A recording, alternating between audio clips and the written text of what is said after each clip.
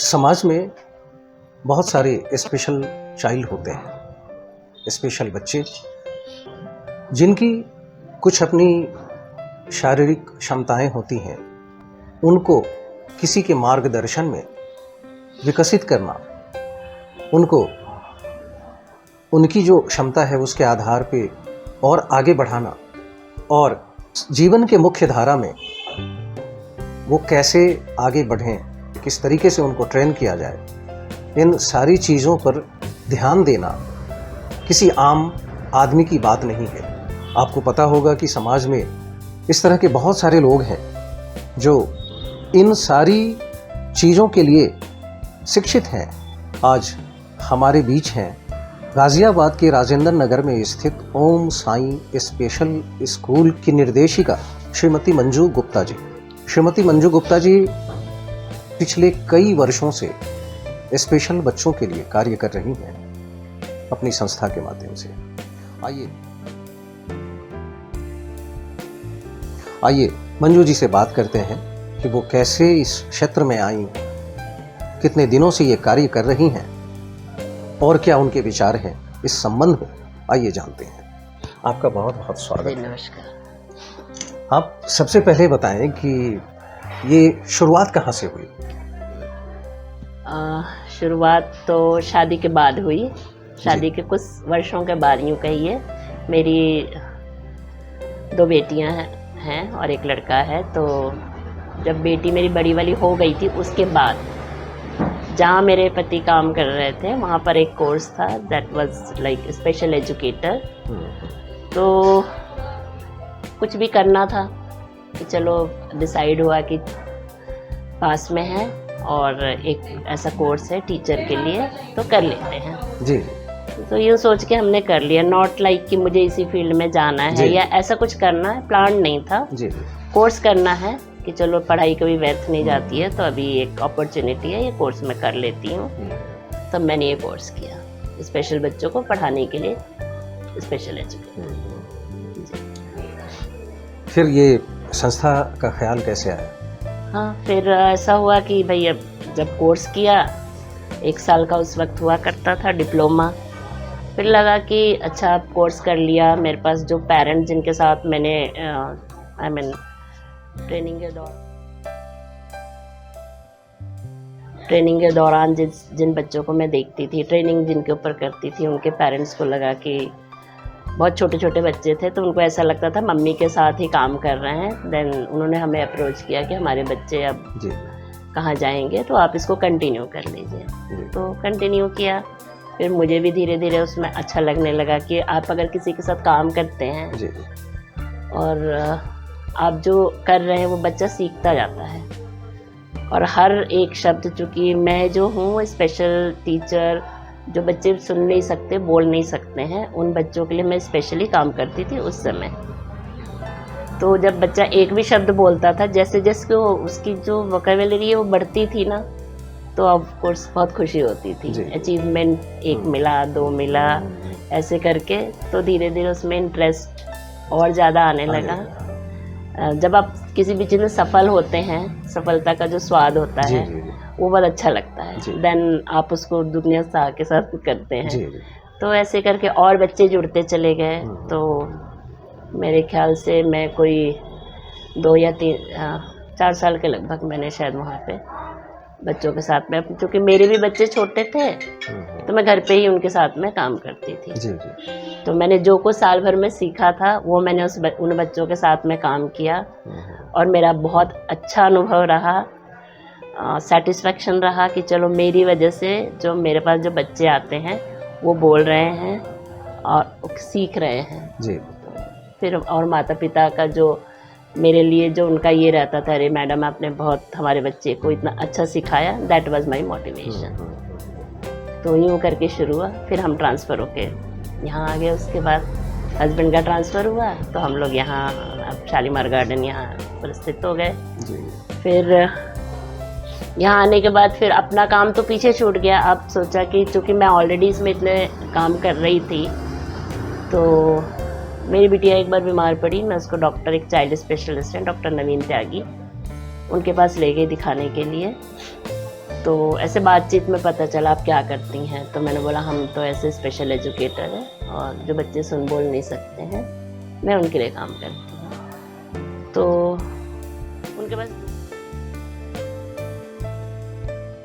उनके पास 2 सिस्टर्स थी जो उस वक्त आती थी इलाज के लिए, दोनों ही सिस्टर्स का सेम समस्या था।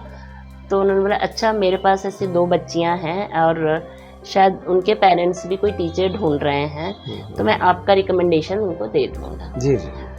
तो एकदम से आप सोचिए कि आप जो काम कर रहे थे उसी का अपॉर्चुनिटी आपके पास आया। यस। सो तो मैंने बोला बिल्कुल बिल्कुल जी।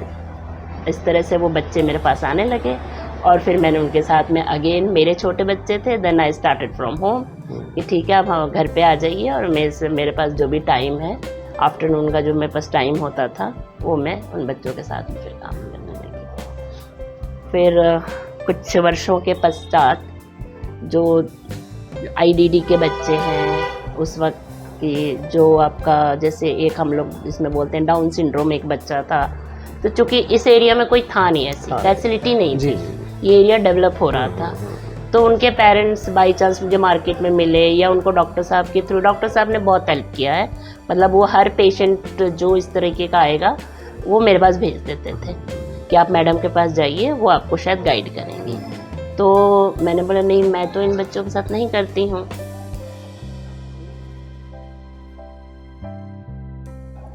उन्होंने बोला कि देख लीजिए मैडम अब हम कहाँ जाएं इस एरिया में, तो फिर लगा अच्छा चलो ट्राई करती हूँ, मैं कोशिश करती हूँ।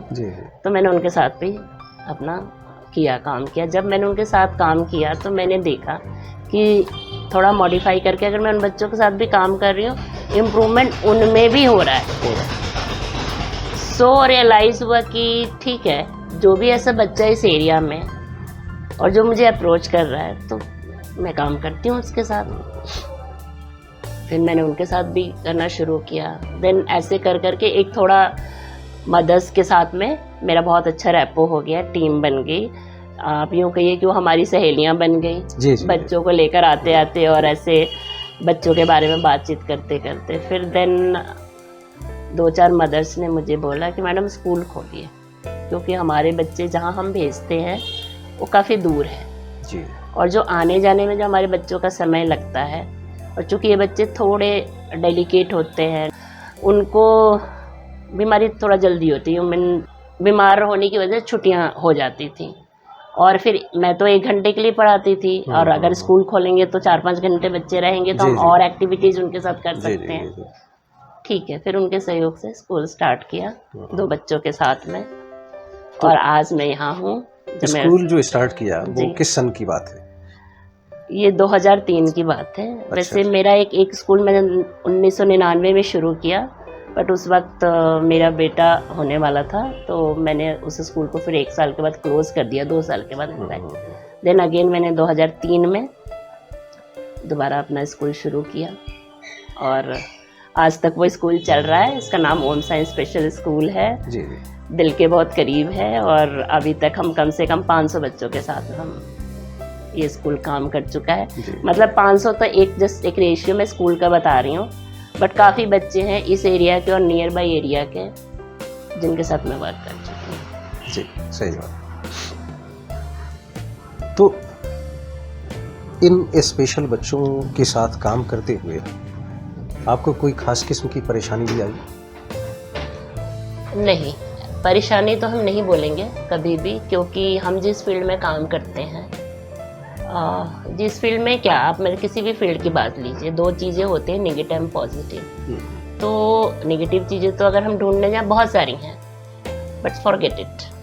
जो अच्छी चीज़ें हैं, जो पॉजिटिव चीज़ें हैं, उसको लेके आप आगे बढ़िए। देखिए परेशानियाँ मुश्किलें तो हर फील्ड में आती हैं। कभी कभी होता था, अरे लोग बोलते थे, अड़ोस पड़ोस के लोग हैं या काफ़ी सारे लोग हैं कि अरे मैडम आप क्या करते हो, कैसे बच्चों के साथ काम करते हो। फिर समाज भी हमारा ऐसा है, बाहर सुनने को भी कितनी बार मिलता, इन बच्चों का मुंह नहीं देखना चाहिए सुबह सुबह, लाइक इस तरीके से। तो ठीक है, वो मेरा काम था। मतलब आप यूँ सोचिए कि काम तो है ही, काम तो करना है। और मुझे चूँकि मैं इतने सालों से कर रही थी तो मेरा इंटरेस्ट और मेरे पास दूसरे स्किल जो था मुझसे ज़्यादा मेरा मन इसी में लगता था। जी जी जी। तो मुश्किलें आती थी, ठीक है, मुश्किलें इसलिए आती हैं कि हम कुछ नया सीखें, हम उसको ओवरकम करें। कभी कभी ख्याल आता था कि अरे छोड़ो, बंद कर दो स्कूल, बहुत हो गया, कितना करेंगे। लेकिन फिर थोड़ा शांत बैठ के, अरे ये क्या कर, मतलब ये बच्चे ऐसे हैं, हम नहीं तो कोई और करेगा, तो मैं ही क्यों नहीं। सही बात। तो फिर उनके अलावा और कुछ सूझा नहीं, यूँ कहिए आप।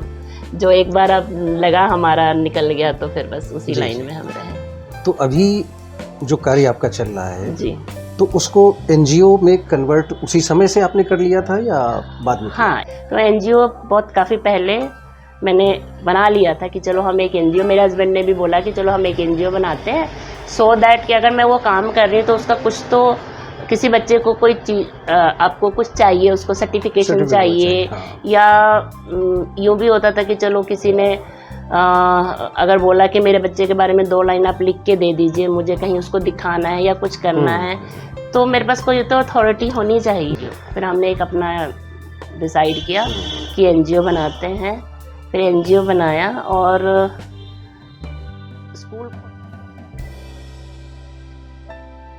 स्कूल खोलने, मतलब थेरेपी जब मैं बच्चों को पढ़ाती थी घर पे तभी बना लिया था, तो वो चल फिर बीच में वो बंद हो गया। बट अगेन मेरे बेटे के जन्म के बाद से फिर मैंने दोबारा 2003 में फिर स्कूल स्टार्ट किया। फिर तब से कोई पीछे मुड़ के नहीं गई। जी। तो उस एनजीओ का नाम क्या है? उस एनजीओ का नाम है इंस्टीट्यूट ऑफ रिहैबिलिटेशन। और जैसा कि नाम है रिहैबिलिटेशन, तो हम लोग रिहैबिलिटेशन में काम करते हैं। That is only for special children with special needs. और अब मैं जितने भी बच्चे हैं, चाहे किसी भी डिसेबिलिटी या स्पेशल नीड जो भी उनका है, सबके लिए कार्य करती हूँ। ऑटिज्म हो आपका, या इंटेलेक्चुअल डेवलपमेंट डिसेबिलिटी हो, या सेरेब्रल पल्सी है वो, या हियरिंग इम्पेयरमेंट हो, सबके साथ। तो स्कूल तो इसका एक पार्ट हुआ। जी, और क्या क्या? हाँ, चूँकि अब संस्था है, एनजीओ है, तो बच्चों के साथ काम करते करते फिर हमने, हमारा एक क्लिनिक टाइप का है जहाँ पर हम स्पीच थेरेपी, ऑक्यूपेशनल थेरेपी, मतलब कुछ बहुत सारे बच्चे ऐसे हैं जिनको तैयार करके हम नॉर्मल स्कूल में भेज देते हैं। फिर उनको आगे हमारी सर्विसेज की आवश्यकता पड़ती है, तो इन द अगेन उनको कभी बुलाया जहाँ पर उनको दिक्कत आई, तो उसको सबको देखने के लिए फिर हमने एक क्लिनिक टाइप का है कि चलो कोई बच्चा आता है, 1 आवर उसके साथ में काम किया। फिर ख्याल आया स्पेशल एजुकेशन में मैन पावर डेवलपमेंट का।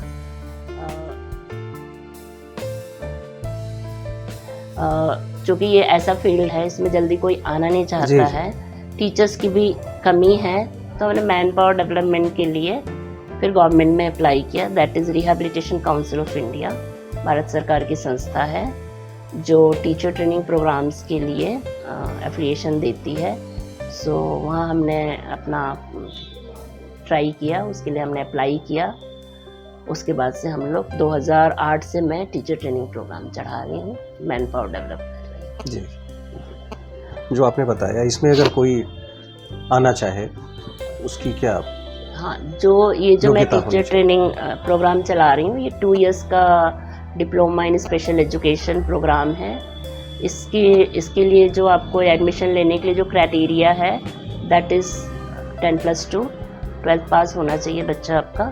और कोई भी स्टूडेंट नॉर्मल, ऐसा सुन के, जैसे चूँकि मैं रिहैबिलिटेशन में काम करती हूँ, लोगों को लगता है अच्छा स्पेशल बच्चे, नॉट स्पेशल बच्चे, जो भी कोई बच्चा सामान्य, जो भी कोई 10वीं 12वीं करने के बाद से जिस 50-50% नंबर होना चाहिए, that is the criteria for admission.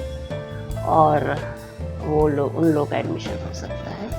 मेरे पास फ़िलहाल 3 कोर्सेज चल रहे हैं, diploma in special education for intellectual development disability, diploma in education for hearing impairment, and एक 1 ईयर का कोर्स है, उसका नाम है diploma in hearing language speech. अब ये जो 1 ईयर का कोर्स है diploma in hearing language speech, इसमें आपको 12th जो है वो साइंस या मैथ साइड का होना चाहिए, क्योंकि ये थोड़ा टेक्निकल कोर्स है, तो ये वो बच्चे कर सकते हैं। तो इसमें कोई भी एडमिशन लेना चाहे, इसके एडमिशन्स का जो समय है मार्च अप्रैल में स्टार्ट होता है और इसका सेशन जुलाई से लेके और आपका चलता है जून तक। इसमें क्या खर्चे वगैरह आते हैं या इसका कोई स्पेसिफिक? हाँ, मतलब है स्पेसिफिक 2 इयर्स का जो कोर्स है उसका लगभग 2 साल का अप्रॉक्सीमेटली सारा टोटल जो खर्चा है 1,10,000 के लगभग आता है।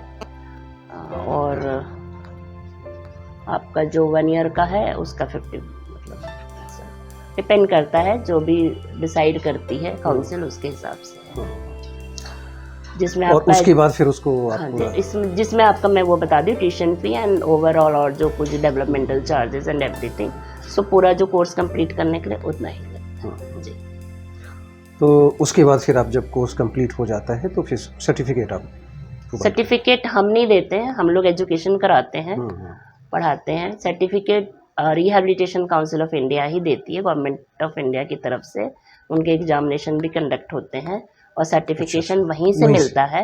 देन आफ्टर सर्टिफिकेशन जब बच्चे पास आउट हो जाते हैं तो उनका रिहैबिलिटेशन काउंसिल ऑफ इंडिया में दे आर रजिस्टर्ड, वहाँ रजिस्ट्रेशन कराना पड़ता है that yes we are special educators. उनको एक रजिस्ट्रेशन नंबर मिलता है जो वो काम करते हैं आगे, मतलब उस हमारी फील्ड में जो भी काम करेंगे उनका एक नंबर होता है, वो हमारा RCI नंबर है। जैसा कि आपने बताया, इन सब कार्यों को करते हुए कभी आपको ऐसा लगा कि हमारी अपनी लाइफ जो है डिस्टर्ब हो रही है? अपनी लाइफ थोड़ा ऐसा कुछ नहीं है, लेकिन हाँ मतलब ठीक है, हम सब काम करते हैं इनके साथ में, काफ़ी सारा वर्क है, बट लाइफ कभी ऐसा डिस्टर्ब नहीं, मैं ये नहीं कहूँगी कि डिस्टर्ब हुआ है। या मैं कहीं और काम कर रही होती 9 to 5, अगर मैं जॉब कर रही होती तो भी उतना ही होता। सो ये तो मेरा अपना काम है, इसमें अगर मुझे किसी दिन नहीं है छुट्टी लेनी है,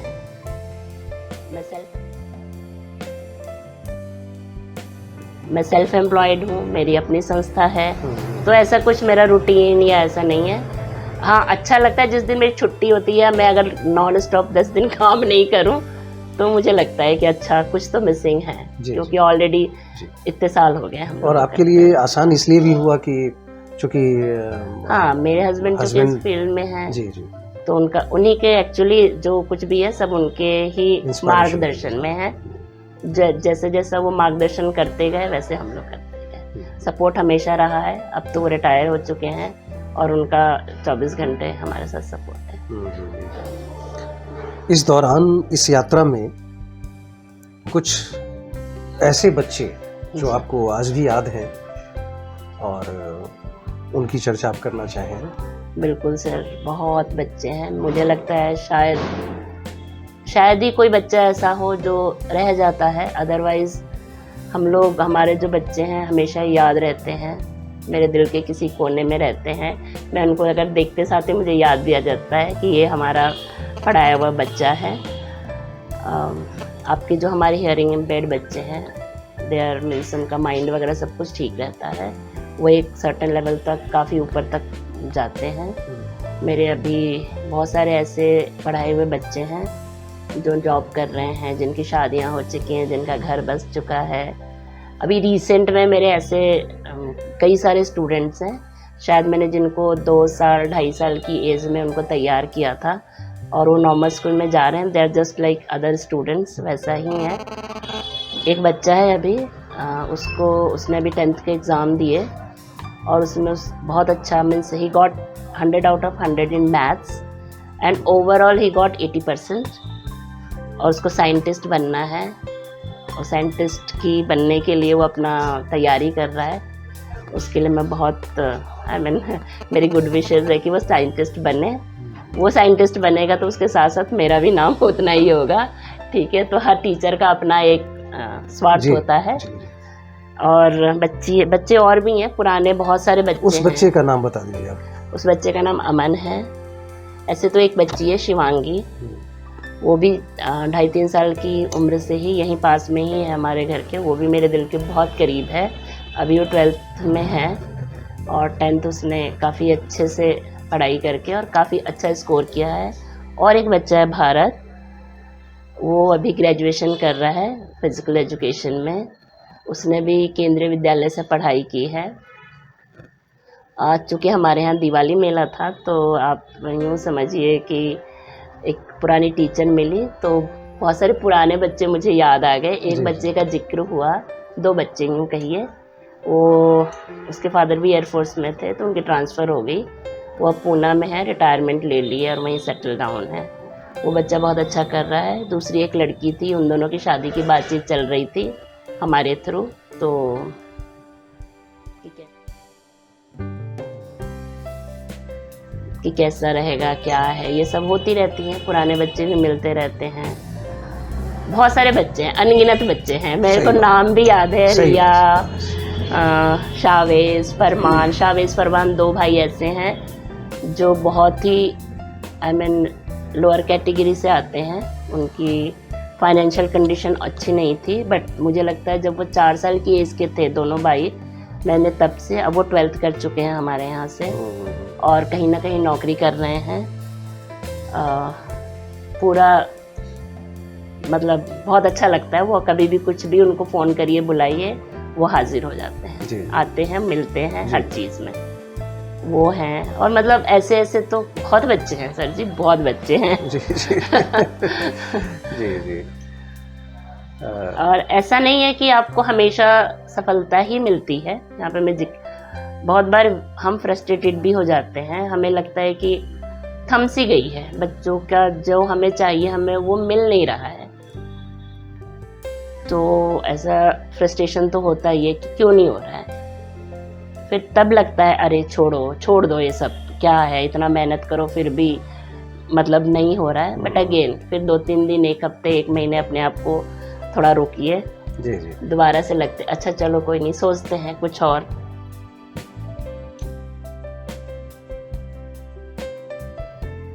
फिर मिलता है, करते हैं उनके साथ में काम। ऐसे बच्चों को आप या अपने इंस्टीट्यूट में या अपने स्कूल में कंप्यूटर वगैरह सारी चीज़ें सिखाते हैं? जी, कोशिश यही है। कंप्यूटर, अभी चूँकि कंप्यूटर तो नया टेक्नोलॉजी है, उसमें ज़रूरी है बच्चों को सबको सीखना। कुछ बच्चे, जैसे मैं जिक्र करना चाहूँगी, जो सेरेब्रल पल्सी जैसे है, जिन बच्चों को दे कैन नॉट राइटिंग में थोड़ा प्रॉब्लम होता है, तो उनको कंप्यूटर के थोड़ा, तो क्योंकि जो कीबोर्ड होता है ना सॉफ्ट थोड़ा होता है, तो दे कैन टच और उसके थ्रू वो लोग कर सकते हैं। तो कंप्यूटर भी सिखाते हैं, आर्ट एंड क्राफ्ट है और बहुत सारी चीज़ें हैं। और बहुत सारी चीज़ें अभी करना चाहते हैं। इन सब चीज़ों को करने के लिए बहुत पैसा चाहिए मेन जो है। तो वो चीज़ें थोड़ा कहीं ना कहीं बीच में रुक जाती हैं। बट ठीक है, कोई बात नहीं, जितना हमारे लेवल का होगा उतना हम करेंगे। जी। कंप्यूटर है, पढ़ाई है। हमने NIUS से सेंटर लिया है ताकि हमारे बच्चों का 10th और 12th हम करा सकें। ऐसे बच्चों के पेरेंट्स हैं, उनसे कुछ आप कहना चाहें तो बताएं। पेरेंट्स तो मेन पिलर्स हैं, ठीक है। अगर पेरेंट्स नहीं हैं, अवेयर नहीं है, तत्पर नहीं है, तो हम फिर बच्चे के लिए कुछ भी नहीं कर पाएंगे। हम चाह के भी कुछ नहीं कर पाएंगे, क्योंकि वो पेरेंट्स ही हैं जो अपने बच्चे को यहाँ तक लाते हैं। वो पेरेंट्स ही हैं। देखिए, हमारे पास बच्चा 4-5 घंटे, 6 घंटे, 7 घंटे रहता है, बट एक्चुअली तो बच्चा हर समय अपने घर पे अपने पेरेंट्स के साथ रहता है। बट ये सब पेरेंट्स को, जितने बच्चे हमारे आते हैं, मैं उनके पेरेंट्स को बिल्कुल ही तहे दिल से शुक्रिया कहूँगी कि उनका विश्वास है हम पे, वो अपने बच्चों को भेजते हैं। और बाकी के जो पेरेंट्स हैं उनके साथ में उनको भी यही कहना चाहूँगी कि बच्चा चाहे कैसा भी है, आपका बच्चा है, आप उसके साथ काम करेंगे तो वो ज़रूर सफल होगा। बहुत से बच्चे ऐसे होते हैं जिनको हमें इंडिपेंडेंट लिविंग ही सिखानी होती है, ताकि वो अपना किसी के ऊपर ना रहें आश्रित, अपने जो रोज़मर्रा के काम है वो कर सके अपने। तो ये तो हुई पेरेंट्स की बात जी। लेकिन समाज के और लोग, हम जैसे लोग हैं जो जिनके घर में ऐसे बच्चे नहीं हैं लेकिन उनके इर्द गिर्द हैं, जी बिल्कुल। तो उनको कैसा व्यवहार करना चाहिए? ये बहुत अच्छा प्रश्न है आपका कि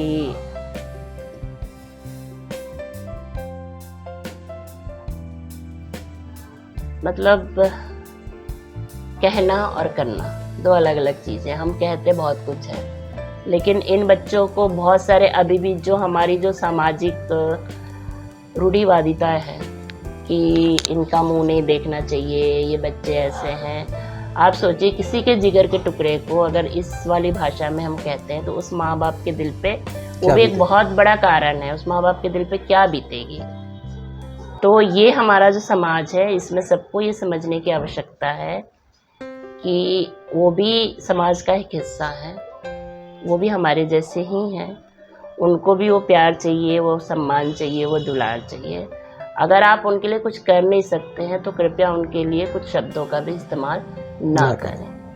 और सिक्के का दूसरा पहलू है कि अगर आपको पता चलता है कि अच्छा कोई है पड़ोस में ऐसा बच्चा या ये है, तो अवेयरनेस अगर नहीं है, उसके माँ बाप को अगर नहीं है जानकारी, तो आप उनको जानकारी दीजिए कि यस अभी गवर्नमेंट भी इन बच्चों के लिए बहुत कुछ कर रही है, NGOs भी हैं जो इन बच्चों के लिए बहुत कुछ कर रहे हैं। तो एटलीस्ट उनको घर में कैद करके ना रखें, बाहर निकलें।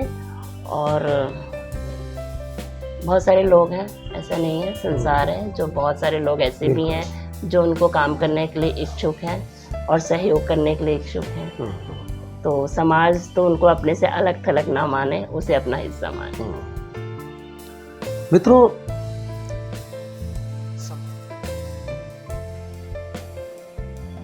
समाज को अगर हम बेहतर देखना चाहते हैं तो सिर्फ सोचने से कुछ नहीं होगा, हम आपको ही आगे आना होगा। हम जहाँ जो चीज़ कर सकते हैं सहयोग ज़रूर करना चाहिए। अगर आपके इर्द गिर्द भी कोई स्पेशल चाइल्ड हो तो उनके माता पिता से आप बात करें, उनको इंस्पायर करें। कई बार बातें छुपी हुई रहती हैं, कई बार वो बहुत ज़्यादा ध्यान नहीं देते, लेकिन उनको सजग करने की ज़रूरत है।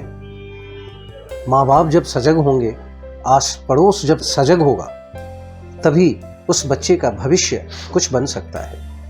और संभव है कि उस बच्चा में से कोई बहुत बड़ा वैज्ञानिक बन जाए, कोई बहुत बड़ा कंप्यूटर विशेषज्ञ बन जाए, कोई अच्छा डॉक्टर बन जाए, कुछ भी संभव है। लेकिन उसके लिए ज़रूरी है कि उसको किसी भी रिहैब सेंटर के पास लाया जाए, वहाँ तक लाया जाए। मैडम, बहुत बहुत आपको धन्यवाद और कि आपने समय दिया, और ईश्वर से प्रार्थना है कि आप ऐसे ही बच्चों के लिए काम करते रहें और ईश्वर आपकी संस्था को और आगे बढ़ाए। धन्यवाद। नमस्कार।